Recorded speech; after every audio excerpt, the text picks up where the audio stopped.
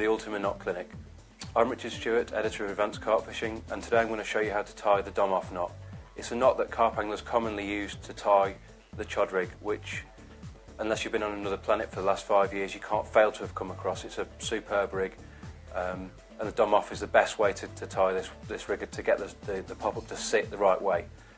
I'm not going to use the stiff filament that people commonly use with the chod rig. We're going to use this slightly softer, bright mono purely for visibility. Okay, first thing we're going to do is pull off around a foot of the mono. Snip that off and move the line out of the way.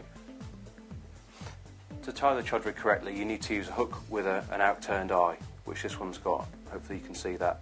It helps to kick the mono out the front of the eye at the correct angle so that the gape of the hook isn't compromised.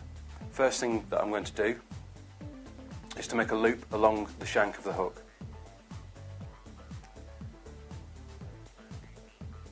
Like so.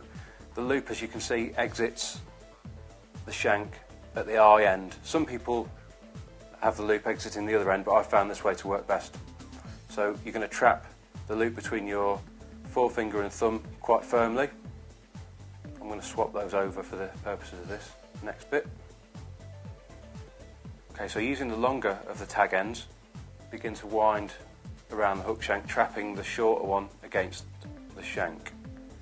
About 5 times I found to be about right.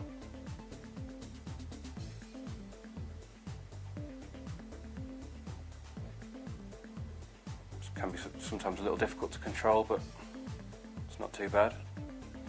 Once you reach this stage, you're going to have to trap the whipping along the shank there with your left hand in this case. Take the longer tag end and pass it through the loop that will have formed by the eye, like this.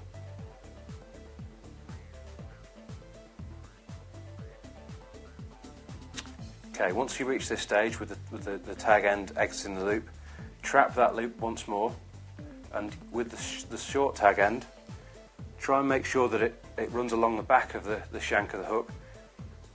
Moisten it,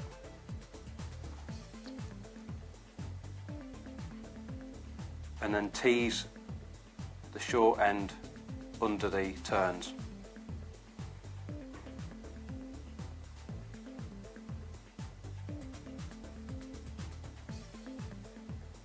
What you'll be left with is a whipping that looks something like that. The short tag end, which will go on to become the hair, exits towards the point of the hook, running along the top of the shank, and the longer tag end, which will become the link, we can now push through the eye.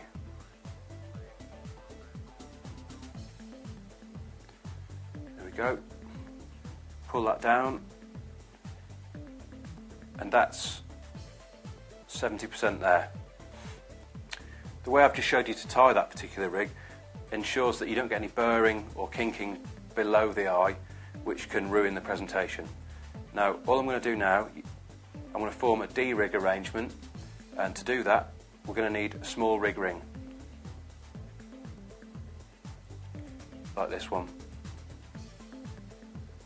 Now I'm going to slip that rig ring, this is what you're going to tie your bait to eventually, over the short tag and down onto the shank. Once I've done that, it's going to go through the eye of the hook again and tease that down. You can see where it gets its name from, the D formed on the back of the shank there. Lastly, we're just going to trim that off, at which point the knot's complete. Once you've snipped the tag end down to sort of, I don't know, 8 mil, something like that, you can then blob it, which prevents the tag end slipping back through the eye, ruining the presentation. So I'm just going to do that now and show you how we finish up the rig. Just introduce it near the flame like that, blow it out. As you can see, you're left with a small blob on the end of the link there. You just push that up to the eye, and that's the completed presentation.